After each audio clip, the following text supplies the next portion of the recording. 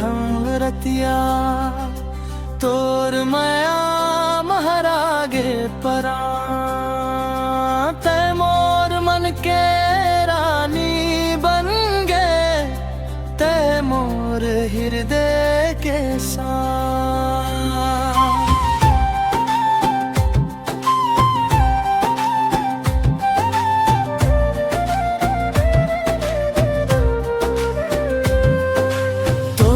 चेहरा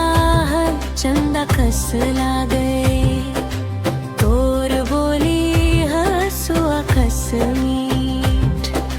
जब ले देखे हो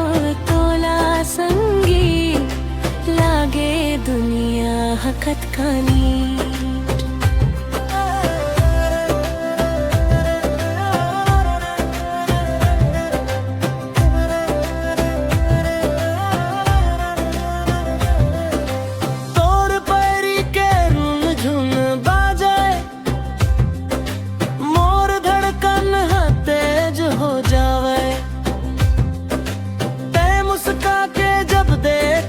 मोला मोर जिया गदगद हो जावे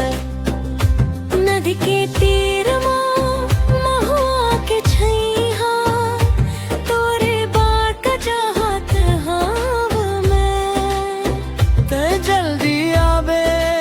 मोर तिरमा ये आस लगाए बैठे हम मैं तोर बिन कोनो नी है मोर तै मोर सपना तै मोर सार सदा निभावो संग तोर चाहे कत को आए माया के पार तोर माया के रंग है गाढ़ा कभू न उतरई ये कर कुमारी मोर जिंदगी तोर नाव लिख देव तै हस मोर मायारू दुलारी तोर नैना के कजरा